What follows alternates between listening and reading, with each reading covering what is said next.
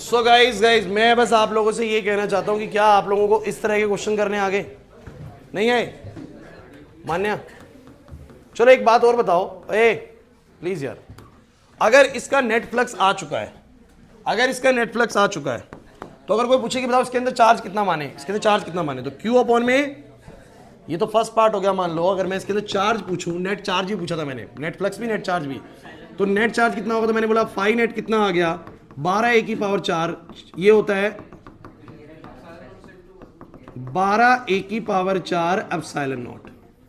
समझ ही नहीं आ रहा, एप्सिलॉन नॉट से इनटू कर दो, चार्ज पता लग जाएगा। क्लियर है?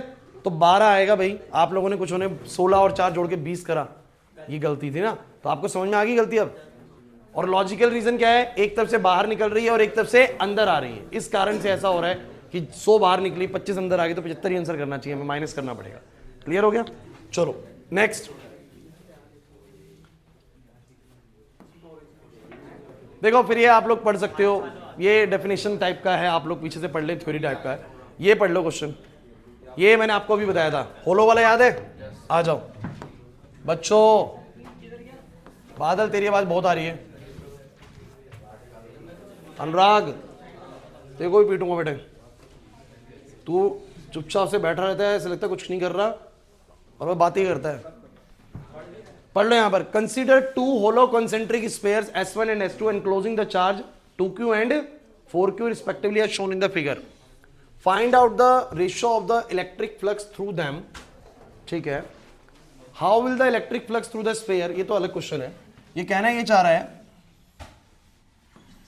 बता दिया है उसने, बता दिया है इसके ऊपर कितना चार्ज है बोलो 2q, और इसके ऊपर बोलो कितना है 4q। बाहर वाले पे 4q है, अंदर वाले पे कितना है 2q, और सेंटर में नहीं लिखा उसने, वो बोल रहा है, पढ़ के देखो। टू होलो कॉन्सेंट्रिक स्पेयर्स है जिनके ऊपर कितना चार्ज एनक्लोज्ड है, मतलब उनके ऊपर कितना चार्ज है, एक के ऊपर 2q है, एक के ऊपर बोलो क्या है 4q। सिंपल बोल रहा है।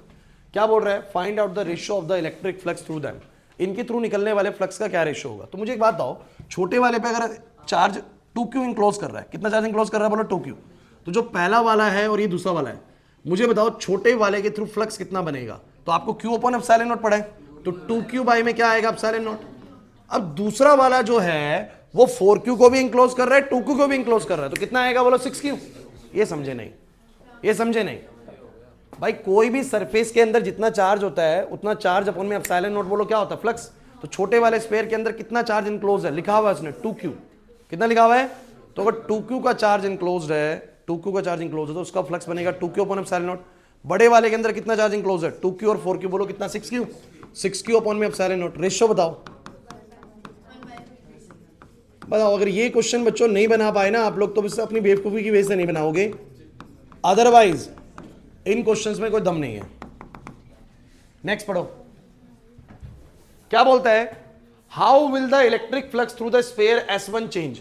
बताओ स्फीयर S1 से कितना फ्लक्स बदल जाएगा if the medium of dielectric constant epsilon r, आप जानते हैं रिलेटिव परमिटिविटी होता है, मतलब मीडियम चेंज कर रहा है, is introduce in the space inside the S1 in place of air, in place of, कह रहा है बताओ जरा कि फ्लक्स में कितना बदलाव आ जाएगा अगर मैं इस S1 के स्पेस को एयर की बजाय, हवा की बजाय किसी मीडियम से भर दूं जिसकी रिलेटिव परमिटिविटी बोलो कितनी है एप्सिलॉन आर। तो मैंने कहा सर ऐसे में फ्लक्स कितना हो जाएगा 2q सरफेस 1 के थ्रू 2q अपॉन में एप्सिलॉन नॉट की जगह क्या आएगा epsilon of the medium, epsilon of the medium. और किसी भी मीडियम का एप्सिलॉन कितना होगा अगर उसकी रिलेटिव परमिटिविटी एप्सिलॉन आर है, याद है? तो epsilon r times of epsilon naught, epsilon r times of, अरे यार डाइलेक्ट्रिक कांस्टेंट आपको बताता है कि उसका वैक्यूम से कितने गुना परमिटिविटी है, कल बताया था। तो मुझे बताना जरा कितना हो जाएगा। तो नया फ्लक्स आएगा वो पुराने वाले फ्लक्स से, पुराने वाले फ्लक्स से एप्सिलॉन आर कम हो जाएगा। नहीं आया समझ में? मुश्किल था इसमें, कुछ भी नहीं आया। ठीक है नेक्स्ट। अब इजी इजी क्वेश्चन है यार, जल्दी जल्दी कर देते हैं इनको। पढ़ो क्वेश्चन, पढ़ो। 49th कह रहा है the magnitude of the electric field due to a point charge 2q। एक पॉइंट चार्ज है 2q, इससे जो इलेक्ट्रिक फील्ड बन रही है r दूरी पे, कितनी दूरी पे बोलो? बहुत ही नकली क्वेश्चन है। E बन रही है, क्या बन रही है बोलो? अच्छा बताना E कितनी होगी? K, इसको E बोल रहा है, क्या बोल रहा है इसको? E। 2q चार्ज की वजह से r दूरी पर जो इलेक्ट्रिक फील्ड बन रही है उसको E बोल रहा है, क्या बोल रहा है? E। आगे बढ़ते हैं।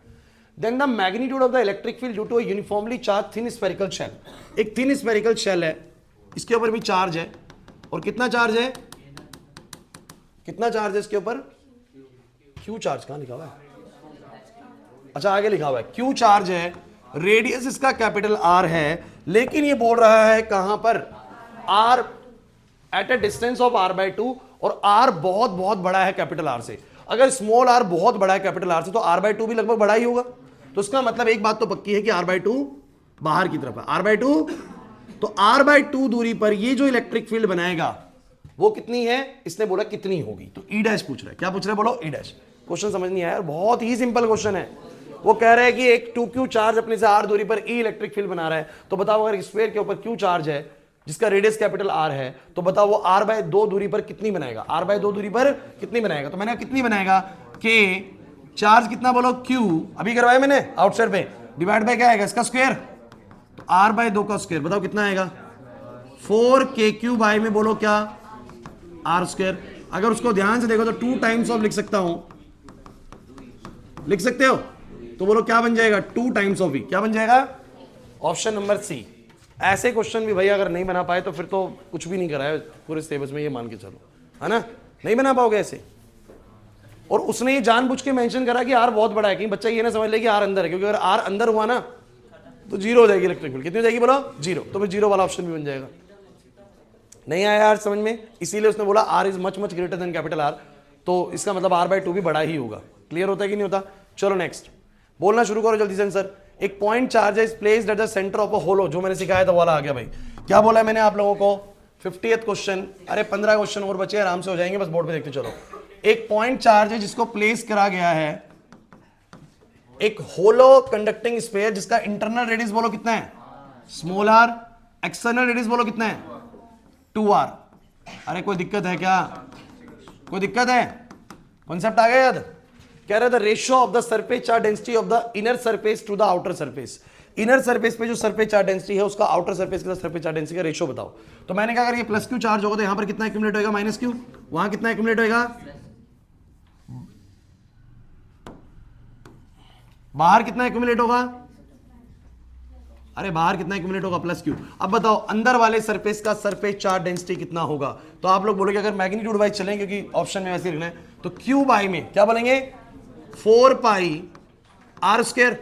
अरे यार क्यू बाई ये तो होता है सिग्मा, फॉर्मूला पता है ना, charge per unit area, charge per unit, तो अंदर वाले पे क्यू बाई में 4 पाई आर स्क्वायर, दूसरे वाले पे बोलो कितना आएगा प्लस क्यू, कितना एरिया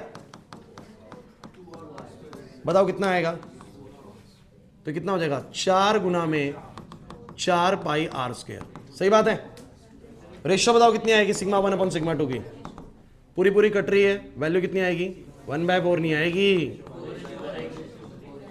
इनर टू आउटर पूछिए ना, हाँ तो इनर वाले को ऊपर रखो, आउटर वाले को, तो ऐसे कुछ है, तो 16 ऊपर जाएगा 4 नीचे आएगा, 4:1 आएगी, 4:, मुश्किल लगा। अरे जैसा बताया था वैसे ही तो है। आप लोग जो बच्चे बाद में ये वाला कॉन्सेप्ट आपका शायद आगे थे इस तक होलो वाले तक, तो वीडियो में देखना, ठीक है। जो बच्चे बाद में आए, हाँ वीडियो में ही समझा रखा है, उसमें देख लेना, क्योंकि टॉपिक आपको शायद समझ में नहीं आया ये वाली चीज। अरे रुक जाओ, चलो बोलना, इसका आंसर बोलो यार जल्दी से यार, इसका कर दो कर दो। कह रहे हैं कि एक मेटेलिक स्फेरिकल शेल है जिसका इनर रेडियस r1 है, आउटर रेडियस बोलो क्या है r2। Same situation Khushi, inner radius r1, outer radius r2। ध्यान से पढ़ो। A charge q is placed at the centre of the shell, centre में q प्लेस कर दिया। What will be the surface charge density on the inner surface and the outer surface. मैं कह रहा हूं खुद से जवाब दो भाई, बिना पेन उठाए जवाब दे सकते हो। अंदर q चार्ज है तो मुझे बताओ इस वाले सरफेस पे कितना आएगा माइनस क्यू, उस वाले सरफेस पे बोलो कितना प्लस क्यू, क्योंकि वो इंडक्शन कर देगा, प्लस क्यू की वजह से अंदर आ जाएगा माइनस का, बाहर चला जाएगा प्लस का।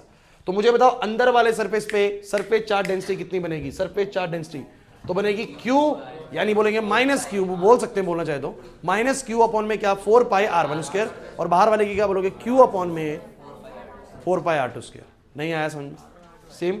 चलो क्या बोलता है, does the charge given to a metallic sphere depend on whether it is a hollow और solid, give reason for answer. देखिए चार्ज डिपेंड नहीं करता कि वो होलो है मेटेलिक है, वो सरफेस पे जाना है चार्ज, फाइनली कहां पर जाना है बोलो सरफेस पे, ठीक है। नेक्स्ट कंडक्टिंग हुआ तो चलो फिर क्या बोलता है, फिर ड्राइव आ जाती है बच्चों, मेरे को लग रहा है ऐसा कि आपको इलेक्ट्रिक फील्ड निकालनी है आउटसाइड द शेल, ठीक है, हो जाएगा स्फेरिकल शेल के आउटसाइड पॉइंट पर। फिर आप लोगों को ए सुनो, 2 पैरेलल शीट है, एक पे प्लस सिग्मा है एक में माइनस सिग्मा है, समझ गए, एक प्लस शीट एक माइनस शीट। कह रहा है आउटसाइड और इनसाइड पॉइंट पे आपको इलेक्ट्रिक फील्ड बतानी है, सिखा रखा है।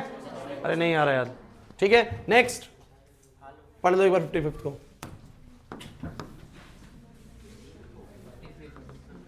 देखो भाई क्या है, एक स्मॉल मेटल स्फीयर है, इजी है यार, एक स्मॉल मेटल स्फीयर है, यहां मेटल का है, देखो यहां मेटल का है, यहां मेटल का पूरा, सुनते चलो बातें नहीं, एक मेटल स्फीयर है, ये चीज मेटल की बनी हुई है, बहुत इजी है, सुनो अब क्या बोल रहा है वो। A small metal sphere carrying a charge plus Q, कितना चार्ज है इसके ऊपर, plus q, is located at the centre, sorry मैंने गलत बोल दिया, यहां पर एक स्फीयर है जिसके ऊपर कितना चार्ज है बोलो, प्लस क्यू है, प्लस क्यू चार्ज है, ठीक है, बीच में फ्री स्पेस है, कैसा स्पेस है बोलो, फ्री स्पेस, बातें मत करो।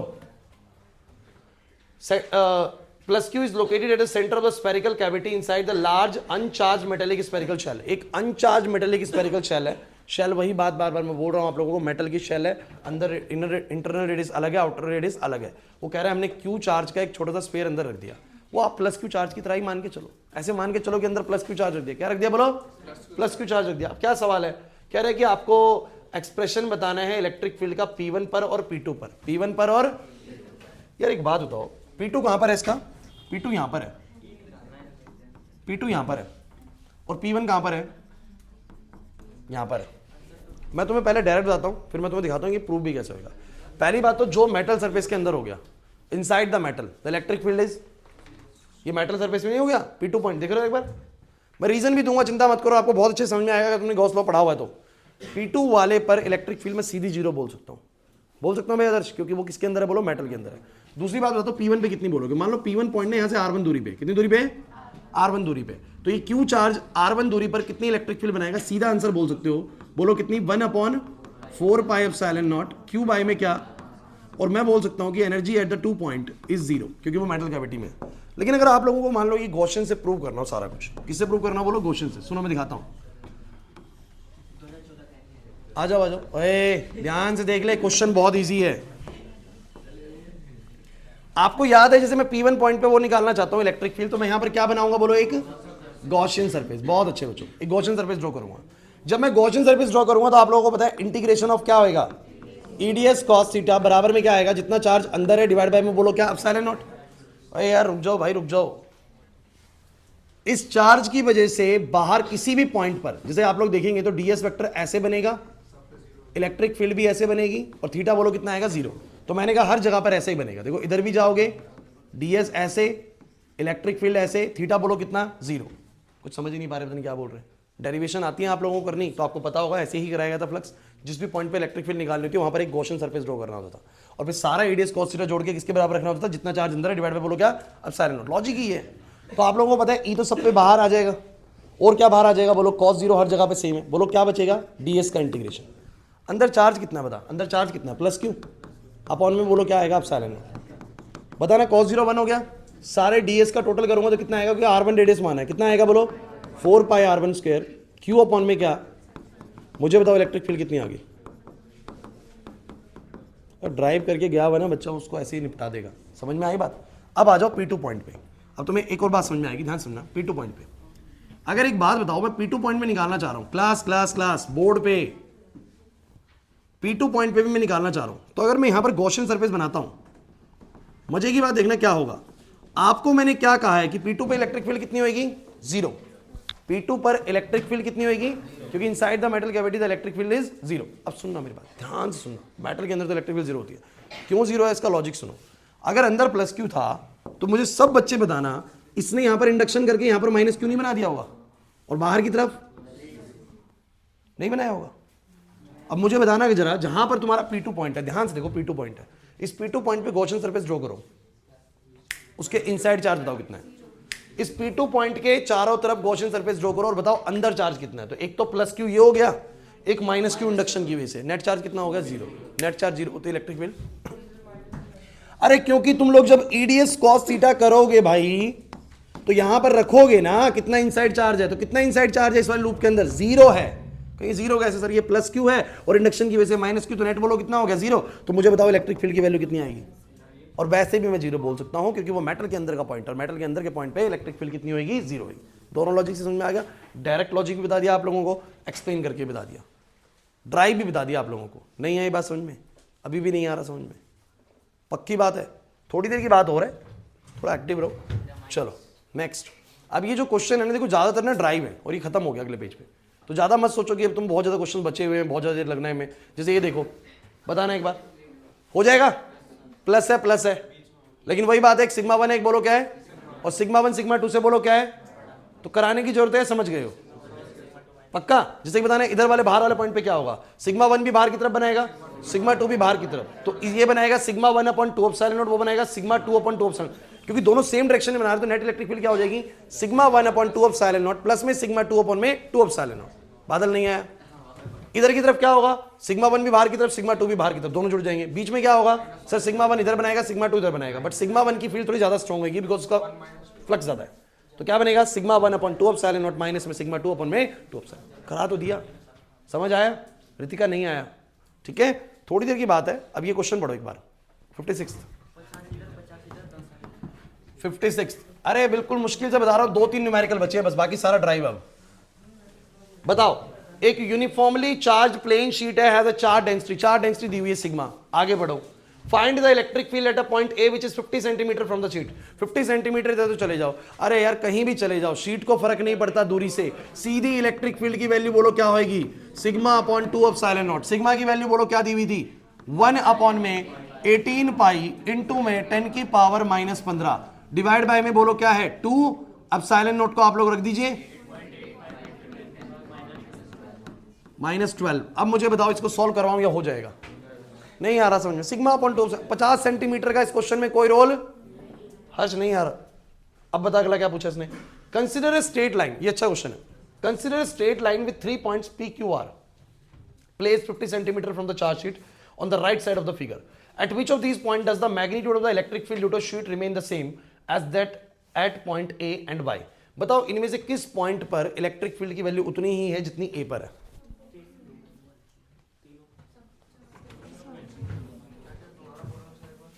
जितनी ए पर है उतनी ही होगी।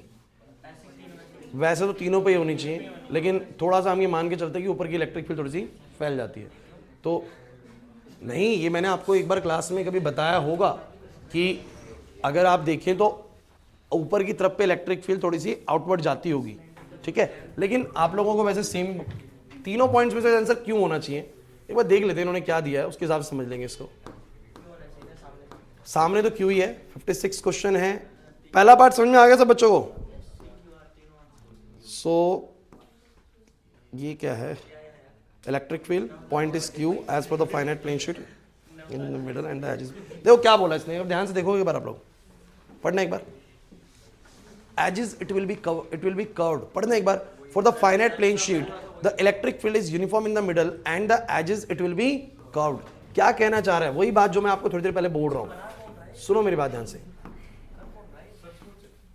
अरे सुनो तो सही ध्यान से। कभी ये बात ना एक बार हुई थी उस दिन जब आशीष ऐसा क्वेश्चन पूछ रहा था। आशीष ने बीच में एक दिन क्वेश्चन पूछा था कि सर इसके आउटवर्ड एंड कोनों पर भी उतनी रहेगी। सुनो, अगर ये शीट फाइनाइट लेंथ की, कैसी लेंथ की बोलो, फाइनाइट मतलब ज्यादा बड़ी नहीं है, छोटी मोटी शीट है, तो आपको पता है फील्ड ऐसी बननी है, ठीक है, कोई दिक्कत नहीं है, लेकिन आपको नहीं लगता कि देखो अंदर की तरफ तो नहीं जाएंगे, लेकिन बाहर की जो फील्ड है वो थोड़ी सी कर्व्ड हो जाएंगी, कोनों वाली फील्ड थोड़ी कर्व्ड हो जाएंगी। मानते हो कि नहीं मानते? इधर आदर्श, तो कोनों वाली फील्ड थोड़ी सी क्या हो जाएगी, कर्व्ड हो जाएगी, तो जितनी स्ट्रेंथ यहां मिलेगी उतनी स्ट्रेंथ कोनों पे नहीं मिलेगी। लेकिन अगर ये इनफाइनाइट शीट हो, कैसी शीट हो, तो अब आपको पता है कि इनफाइनाइट शीट का मतलब हर जगह पे कैसे मिलेगी बोलो, एक जैसी। मेरी बात नहीं समझ पा रहे हो मैं क्या कहना चाह रहा हूं? तो एक छोटी सी बात जरूर याद रखिए कि if there is a sheet of the finite length, वैसे तो इलेक्ट्रिक फील्ड की स्ट्रेंथ हर जगह पे क्या होती है, सिग्मा अपॉन में क्या 2 एप्सिलॉन नॉट, बट कोनों पर, ऊपर और जस्ट नीचे, वहां पर फील्ड जैसे बाहर की तरफ फैल सकती हैं और उसके कारण वहां की स्ट्रेंथ थोड़ी सी बोलो क्या हो सकती है, कम हो सकती है। क्या हो सकती है बोलो? इसीलिए उसने बोला कि जितनी ए पॉइंट पे है एग्जैक्टली पी पे मिलेगी, क्यू पे मिलेगी, आर पे, तो हम बोलेंगे क्यू पे मिलेगी, बिकॉज कोनों पर फील्ड थोड़ी सी कर्व्ड हो जाती हैं। क्लियर हुआ या नहीं हुआ? अब यही चीज तो सीखनी है ना, मैं एडिशनल जो बातें सीखनी है during the class, during the revision. समझ आ गया? याद भी रहेगा या नहीं रहेगा? पहला पार्ट आसान था, सेकंड पार्ट में एक छोटी सी बात आपको कर्व्ड वाली याद रखनी है। नेक्स्ट बताओ, ये कुछ नहीं है, ये तो कुलम्स लॉ का क्वेश्चन है। बताओ क्या क्वेश्चन है, 56 का बी पार्ट। ये जल्दी से कर दो भाई। दो स्मॉल आइडेंटिकल स्फीयर्स हैं carrying a charge 10 and 20, 10 and 20 class, एक पे 10 माइक्रोकूलम है, एक पे -20 माइक्रोकूलम है। ढंग से पढ़ लो। When separated by a distance r, separated by a distance r, experience a force F each. कितना फोर्स एक्सपीरियंस करते हैं बोलो F। अच्छा फोर्स F कितना होगा जरा बताओ। K बोलना, K Q1 Q2 तो बोलो कितना आएगा 10 इंटू में बोलो क्या 20, मैग्नीट्यूड लेके चलो, और 10 की पावर -6, 10 की पावर -6 बोलो कितना हो जाएगा 10 की पावर -12, अरे माइक्रो है ना भैया, डिवाइड बाय बोलो क्या आएगा, कोई दिक्कत तो नहीं है। ठीक है आगे बढ़ो। कह रहा है कि if they are brought in contact and then separated to r/2, मैंने करा रखा ऐसा क्वेश्चन, अगर इनको कॉन्टेक्ट में लाए और बाद में सेपरेट करके रख दें तो बताओ नया फोर्स कितना होगा। अच्छा इनको कॉन्टेक्ट में लाओ, जब तुम इन दोनों को कॉन्टेक्ट में लाओगे तो एक पे 10 है एक पे 20 है माइनस का, नेट कितना हो जाएगा -10, which will be divided as -5 और बाद में इनको कितनी दूरी से सेपरेट करा गया बताओ जरा, एक को -5 दूसरे को भी -5, दूरी करिए r/2, तो जो नया फोर्स आएगा, अभी ये बिल्कुल ऐसे नकली क्वेश्चन है, K Q1 इंटू Q2 बोलो कितना आएगा 5 इंटू 5 गुना में 10 की पावर -12, बिल्कुल माइक्रोकूलम में ही है, नहीं आया समझ में, r/2 का स्क्वायर बोलो कितना आ जाएगा, 4 ऊपर चला जाएगा, 4 टाइम्स ऑफ K 25 गुना में 10 की पावर -2 डिवाइड बाय बोलो क्या r²। अब यार इतना तो यार तुम समझ सकते हो कि f' को f से डिवाइड करके निकाल लो कौन कितने टाइम्स है, ये भी नहीं कर पाओगे। अरे यार वो 200 है, 200 इंटू 10 की पावर -2 बाय में r² इंटू में बोलो क्या है K है, ये कितना है बोलो 100 है, K टाइम्स ऑफ 100 इंटू में 10 की पावर -2 बाय में r²। तुम लोग डिवाइड करके देख लो f' को f से, तो ये वैल्यू और वो वाली वैल्यू दुगनी है तो 1/2 आ जाएगा, कितना आ जाएगा बोलो, तो जो नया फोर्स आएगा वो F/2 आएगा, कितना आएगा, कहां पर, टाइपिंग एरर, ठीक है ठीक है, सिंटेक्स एरर बोलते हैं उसको, कोडिंग वाले, समझ आया या नहीं आ रहा कुछ भी समझ में। अच्छा ये ड्राइव है, किसका ड्राइव है, ये ड्राइव है, आपको एक्सप्रेशन ऑब्टेन करना है, एक लीनियर चार्ज, एक लीनियर चार्ज है, लाइन चार्ज है, उसका एक्सप्रेशन ऑब्टेन करना है। अच्छा मैं आपको एक बात और बता दूं, किसी को लगेगा सर ये ड्राइव एक ही बार आया, देखो जो बार बार रिपीट हुआ इन्होंने इसको एक बार डाला है, ऐसा करा है इन्होंने बहुत बार कि जो बार बार आया उसको उन्होंने क्या कर दिया एक बार डाल दिया कि बच्चों क्वेश्चन पकड़ में आ जाए। हम नंबर ऑफ क्वेश्चन 100 ना करें, हम नंबर ऑफ क्वेश्चन 70 रखें, लेकिन कोशिश करें कि सारे क्वेश्चन क्या हो, अलग अलग हो।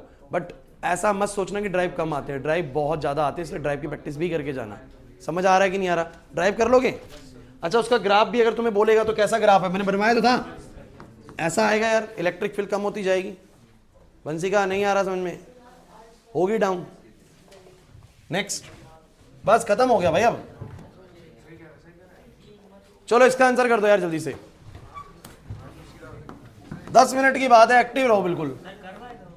ब्रेक दे दूंगा मैं आप लोग केमिस्ट्री से पहले, केमिस्ट्री में एकदम से शुरू नहीं करूंगा, 15 मिनट का ब्रेक जरूर दूंगा जब भी खत्म कर रहे हैं इसको। बच्चों प्लीज इसके बाद कर लेना बातें, 10 मिनट की बात है। क्वेश्चन देखो क्या है, एक होलो कंडक्टिंग स्फीयर है जिसका इनर रेडियस r1 है, आउटर रेडियस, अभी भी अगर तुम ये क्वेश्चन ना कर पाओ ना भाई तो फिर तुम समझ नहीं रहे हो क्लास में, बस एक यही चीज हो सकती है। सुन लो अब क्या बोला उसने, क्या बोला, has a outer radius r2 has a charge q on its surface, जो r2 वाला रेडियस उसके सरफेस पे कितना चार्ज है q, अब पॉइंट चार्ज -q, मैंने क्लास में ही बता दिया तुम्हें ये चीज, -q सेंटर पे रखा हुआ है। कह रहा है बताओ जरा सरफेस चार्ज डेंसिटी इनर पे कितनी होगी, आउटर पे कितनी होगी, क्या बताओगे हर्ष। अगर ये -q है तो इसने यहां पर क्या एक्यूमुलेट कर दिया होगा +q, और बाहर भी क्या एक्यूमुलेट कर दिया होगा +q। अब सरफेस चार्ज डेंसिटी इनर वाले पे पता कितनी होगी, q अपॉन में 4 पाई r1², और बाहर वाले पे पता कितनी होगी, q प्लस में q डिवाइड बाय में 4 पाई, किसको नहीं आया, सॉरी बाहर -q आएगा, तो q minus q।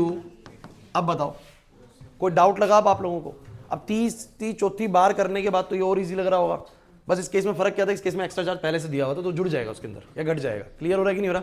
Next part क्या बोलता है, Gaussian surface electrostatic to obtain the expression for the electric field at a point lying outside the sphere. अब सुन लो आप लोगों को क्या बोल रहा है कुछ बच्चों को लगेगा ये बड़ा मुश्किल सा कुछ पूछ लिया इसने, सुनो 2 मिनट की चीज है, बस ध्यान सुनना। उसने बोला कि कोई एक पॉइंट ना बिल्कुल बाहर है, ध्यान से सुन लोगे, कोई टेंशन नहीं लगेगी, कोई एक पॉइंट बिल्कुल बाहर है r दूरी पे, बताओ यहां पर कितनी इलेक्ट्रिक फील्ड होगी, यहां पर कितनी? कुछ नहीं करना आप लोगों को, एक छोटी सी चीज सोचनी है कि मैंने गॉसियन सरफेस ड्रॉ करा, मेन बात है अंदर कितना चार्ज है, इसके अंदर कितना। आप लोग क्या करो ना, आप लोगों को लगा सर इंडक्शन हुआ, यार इंडक्शन करने से अंदर का नेट चार्ज सेम ही रहता है, वो बस प्लस क्यू इधर हो गया माइनस क्यू इधर हो गया। मुझे कौन बच्चा बताएगा कि इस पॉइंट पर जो इलेक्ट्रिक फील्ड है वो कितनी होगी? तो मैं कहूँगा जितने भी स्फीयर पे चार्जेस होते हैं ना, नेट चार्जेस, वो ऐसे पॉइंट सोर्स की तरह बिहेव करते हैं। किसकी तरह बोलो? पहले डायरेक्ट बताता हूँ। तो आप मुझे बस ये बताओ इसके ऊपर नेट चार्ज कितना है, इसके ऊपर नेट चार्ज कितना है? कैपिटल क्यू माइनस क्यू, ये जो मैंने उससे लिखे हुए ना येलो वाले से, कैपिटल क्यू माइनस क्यू, यही नेट चार्ज है। क्यों? अब सारा जोड़ के देखो एक बार, minus Q plus Q plus Q minus Q, सारा जोड़ो, बोलो कितना आएगा?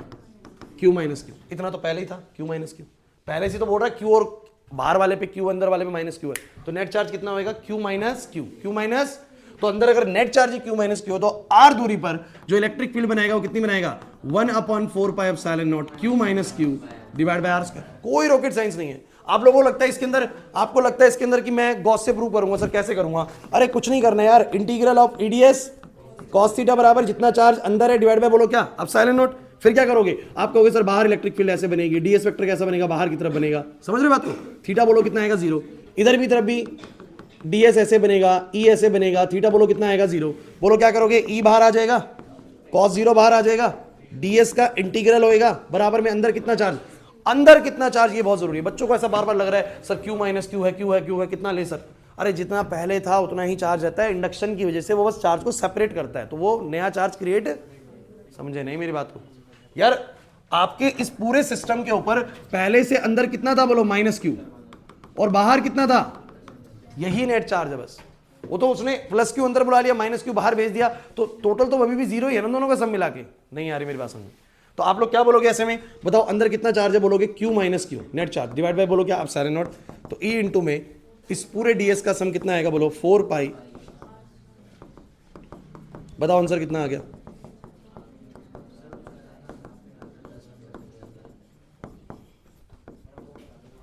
समझ आया या नहीं आया? बस 2 मिनट बोल लूंगा, क्लियर हो गया? फिर बताता हूँ हमारी चीज क्या। हाँ ठीक है, इतना समझ जाओ, थोड़ा जल्दी जल्दी में कुछ गलत भी लिख देता हूँ। समझ गए ना मेन मुद्दा? या नहीं आया समझ? ये कॉन्सेंट्रिक वाले आएंगे, निपटा दोगे पक्का इनको? पक्की बात है।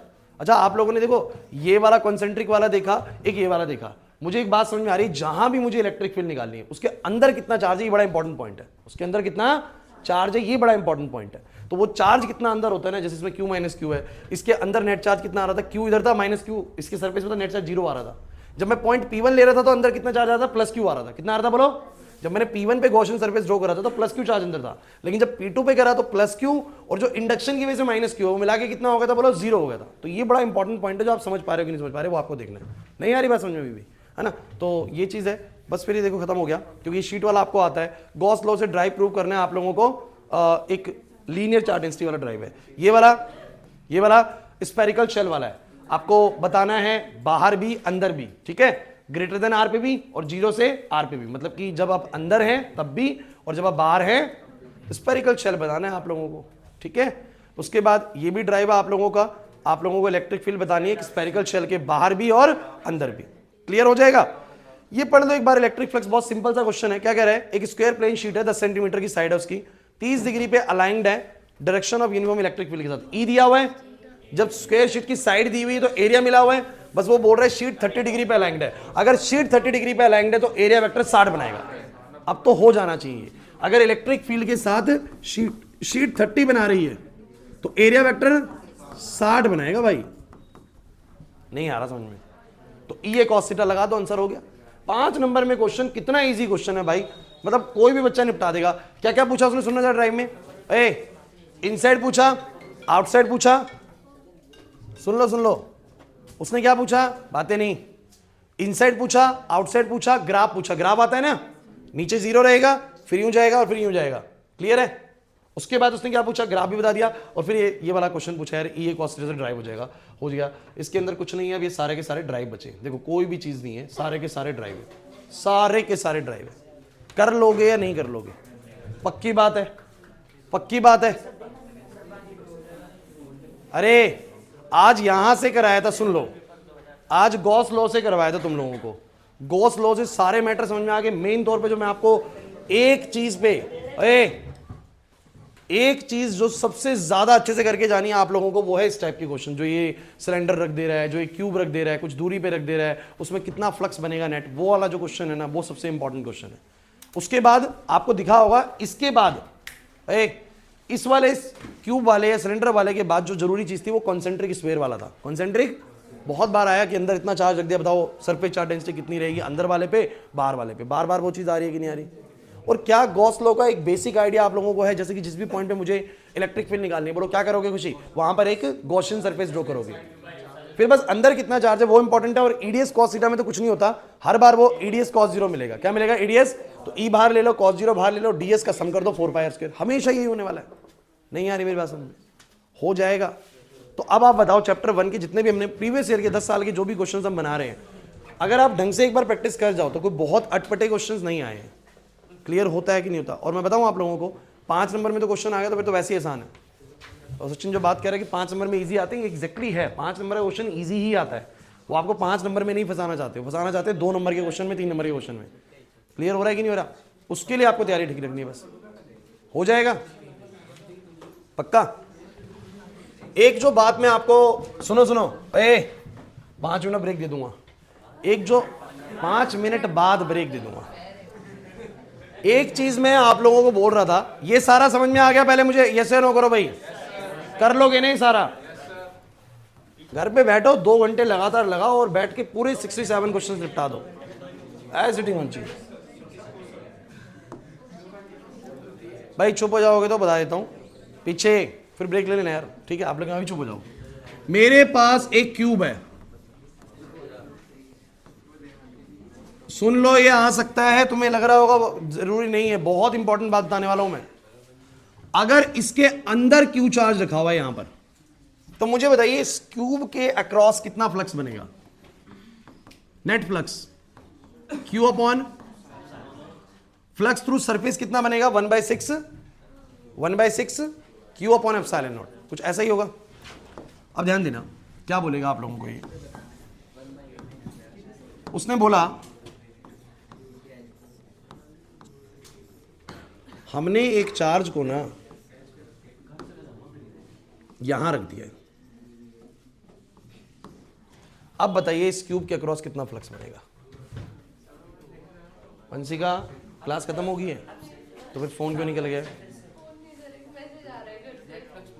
तो इतनी हंसी आ रही है घर से जो मैसेज आया उसमें, हमें तो घर से ऐसे मैसेज नहीं आते जो हंसी आ रही हो, तो हंसी क्या, खुश रहो उसमें, हंस क्यों रहे हो। ठीक है चलो, बहुत बहुत बधाई हो। बोर्ड में देखो, क्लास प्लीज, यहां पर आपके पास क्यू चार्ज है, क्यू चार्ज है, मुझे बताओ इस क्यूब के थ्रू कितना फ्लक्स जाएगा, कौन बताएगा। यही तो, तभी तो सिखा रहा हूं, गलत है सबका आंसर, तभी बता रहा हूं। अच्छा चलो मुझे एक बात बताओ, आप कह रहे हो कि इस क्यूब के थ्रू सेम आंसर आएगा, क्यू अपॉन एप्सिलॉन नॉट। देखिए आप लोग ये बात समझो, जिसकी फील्ड सारी की सारी बनेगी, कुछ फील्ड ऐसे जाएंगी, कुछ तो बाहर ही निकल जाएंगी, तो आपको लगेगा आधी बाहर जा रही है आधी अंदर आ रही है। मैं आपको एक चीज क्लियर करता हूं, आप लोग ने ऐसे इमेजिन करो कि इस क्यूब के साथ में अगर मैं ज्वाइंट भी करूं तो बस एक ही क्यूब लग सकता है, ऐसे करके इस वाले सरफेस के अलोंग तो एक ही लग सकता है। मतलब ये वाला चार्ज अगर मान लो आप एक स्फीयर की तरह समझे तो सिर्फ 2 क्यूब्स में शेयर हो सकता है। मतलब चार्ज को एक बॉल की तरह समझो, एक सरफेस ये हो गया इस दीवार का, एक बगल में हो गया, मान लो यहां पर एक चार्ज रखा हुआ इस दीवार पे। सुनना पूरी बात ध्यान से यशिका, अगर ये एक कमरा समझो आप क्यूब की तरह, और एक चार्ज अगर अंदर रखा हो सेंटर पे, तो बताओ इस क्यूब से कितनी फ्लक्स पास होगी, क्यू अपॉन एप्सिलॉन नॉट। इसमें कोई टेंशन नहीं है, ये वाली बात तो समझ में आती है ना। मैं कह रहा हूं कि क्यू चार्ज एक सरफेस पे रखा हो, एक इस वाली साइड पे रखा हो, तो इस वाली दीवार के साथ अगला वाला क्यूब भी शेयर कर रहा होगा इसको चार्ज। अरे एक बॉल की तरह समझो, तो आधा बॉल इधर आ रहा होगा, आधा हेमिस्फेरिकल बॉल उधर जा रहा होगा। चार्ज को एक स्फीयर की तरह समझो तो आधा हेमिस्फेरिकल बॉल इधर, आधा हेमिस्फेरिकल बॉल उधर, तो हम क्या बोलेंगे, उसकी जो पूरी की पूरी क्यू अपॉन एप्सिलॉन नॉट की फील्ड है, आधी इस वाले रूम में आ रही होगी और आधी उस वाले रूम में जा रही होगी। तो मुझे बताओ इस रूम में कितनी आएगी, इस वाले क्यूब के थ्रू कितनी आएगी बताओ। तो क्यू अपॉन एप्सिलॉन नॉट का आधा, क्यू अपॉन एप्सिलॉन नॉट का, समझ आया, यही बोला था। चलो बहुत बढ़िया, और सुनो। तो ध्यान रखना, किसी भी सरफेस पे अगर चार्ज रखा हुआ है, किसी भी सरफेस पे चार्ज रखा हुआ है तो फ्लक्स उस क्यूब से कितना पास होगा 1/2 क्यू एप्सिलॉन नॉट, बिकॉज वो जो चार्ज है आधा ही इसके अंदर आ रहा होगा, आधा इससे बाहर होगा, और आधा बाहर होगा तो वो आधी फील्ड बाहर की तरफ बनाएगा। क्लियर? अब अगली चीज सुनना, अगर मैंने किसी चार्ज को किसी एक एज पे रख दिया, चार्ज को ऐसे मान के चलो, अब बताओ, अब आप लोग लगता है 1/4 कि ये चार्ज जो है इसका कितना पोर्शन अंदर आएगा, 1/4 है, 1/4। लेकिन दोबारा समझते हैं, इस रूम में यहां पर रखा हुआ है एक बड़ी सी बॉल, समझो चार्ज की तरह बॉल समझो। देखो जरा वो बॉल किस किस रूम में जा रही होगी, इसके बगल वाले में जा रही होगी, उसके बगल वाले में जा रही होगी, उसके बगल वाले में जा रही होगी, मतलब नीचे के चारों रूम में जा रही होगी जो चारों हमारे साथ अटैच है। और आधा हेमिस्फेयर नीचे होगा और आधा कहां होगा, ऊपर के चारों में भी जा रही होगी। मतलब इमेजिन करो 8 रूम, 4 रूम नीचे और 4 रूम, ये कोना उन 8 रूम से अटैच है कि नहीं, मुझे इतना बता दो। अरे ये जो कोना है ये, अरे नहीं जो मैं बता रहा हूं आपको 2-3 ही केस है बस, ये जो कोना है मुझे बस ये बताओ 8 रूम से अटैच है कि नहीं। कौन से 8 रूम, बच्चे कहते हैं कहां से 8 रूम आ रहे हैं, एक ही रूम है सर, बगल वाला एक रूम, उसके में भी कॉर्नर लाई करता है, उसके पीछे वाला, इसके पीछे वाला, इन 4 रूमों में कॉर्नर लाई करता है कि नहीं करता, और ऊपर के जो 4 रूम बनेंगे उनके अंदर भी लाई करता है कि नहीं करता। तो जो चार्ज यहां पर रखा वो 8 रूम्स में एंट्री ले रहा है कि नहीं ले रहा। तो अगर 8 रूम में एंट्री ले रहा है तो इस रूम में उसका कितना हिस्सा आ रहा है, 1/8। कितना आ रहा है, समझ ही नहीं पा रहे। अगर इस रूम में 1/8 आ रहा है तो फ्लक्स भी कितना बनाएगा, 1/8 times of Q epsilon not. तो अगर कभी भी चार्ज एज पे रखा हुआ है तो इस क्यूब के थ्रू जो फ्लक्स बनेगा वो कितना आएगा, 1/8 क्यू एप्सिलॉन नॉट। तो भैया याद रखना, एज पे एक कोने पर रखा हुआ है, कॉर्नर पे, सॉरी एज नहीं बोल रहा, कॉर्नर पे रखा हुआ है तो कितना आएगा, 1/8 क्यू एप्सिलॉन नॉट। समझ नहीं आ रहा ना बिल्कुल भी? आज पक्की बात है। ये वाला आ गया कॉर्नर वाला, कौन सा वाला आ गया बोलो, charge at corner, charge at corner. ये क्या आ गया, चार्ज एट वन फेस। ये क्या आ गया, चार्ज एट सेंटर। एक लास्ट है बच्चों, charge at edge, charge at edge. आएगा तो इन्हीं में से आएगा, कोई अलग नहीं आएगा, मैं आपको बस ये बोल सकता हूं। चलो बोल रहे हैं एक चार्ज यहां रखा हुआ है, अब इस रूम के इस वाली दीवार पे रख दो, इस वाली दीवार पे रख दो, इधर बीच में। अब बताओ किस किस में जा रहा होगा, बगल वाले में और ऊपर वाले 2 में। तो ये चार्ज 4 रूमों में शेयर हो रहा है, इसका मतलब इस रूम में सिर्फ इसका कितना हिस्सा आ रहा है, 1/4। और अगर 1/4 हिस्सा आ रहा है तो फ्लक्स भी कितना बनाएगा, नहीं आया ना समझ में? अब ये आएगा पेपर में तो निपटा दोगे इसको पक्का? अरे बोलो भाई, ये आता है एग्जाम में, मैं बता रहा हूं आप लोगों को, इंपॉर्टेंट चीज है, कर लोगे। फाइनल बोलो, सेंटर पे कितना पूरा शेयर करेगा सर रूम, इसी में चार्ज है, इसी का, इसी में सारी फील्ड पास होंगी सर, सारी फील्ड इसी की है, तो क्यू ओपन एप्सिलॉन नॉट। लेकिन जैसे ही चार्ज, तनिष जैसे ही चार्ज किसी फेस पे जाएगा तो वो इस रूम में भी शेयर होएगा चार्ज, उस रूम में भी जा रहा है आधा चार्ज, तो इसका मतलब सर इस रूम में सिर्फ आधा फ्लक्स बनेगा। कॉर्नर पे जाने पे सिर्फ 1/8 शेयरिंग है, 1/8 की हिस्सा आ पाता है चार्ज के अंदर, और अगर हम बात करें एज पे तो 1/4 आ पाता है। क्लियर हो रहा है कि नहीं हो रहा? और वो तो मैं आपको बता ही चुका हूं कि अगर सेंटर पर क्यू ओपन एप्सिलॉन नॉट है पूरा का पूरा, तो एक फेस से कितना है बोलो, 1/6 क्यू ओपन एप्सिलॉन नॉट। अरे पूरे में से अगर क्यू ओपन एप्सिलॉन नॉट तो हर सरफेस से कितनी जा रही है, 1/6 क्यू ओपन एप्सिलॉन नॉट। समझ आया कि नहीं आया? इस तरह के सारे क्वेश्चन बन जाएंगे। आपको फ्लक्स रिलेटेड सारी बातें बता दी, अब आप लोगों का काम है थोड़ा सा प्रैक्टिस करना घर पे। क्वेश्चंस इसी तरह के आते हैं बोर्ड के अंदर। चैप्टर 1 भी हमारा समाप्त होता है। बच गया बस क्या, पोटेंशियल और कैपेसिटेंस। पोटेंशियल कैपेसिटेंस बच गया। पेपर के टाइम पे भी टाइम है, कुछ हमारे पास कल भी है तो कल भी है। क्लियर हो रहा है कि नहीं हो रहा? फिनिश करें अब? तो अब आप लोगों का ब्रेक है भाई।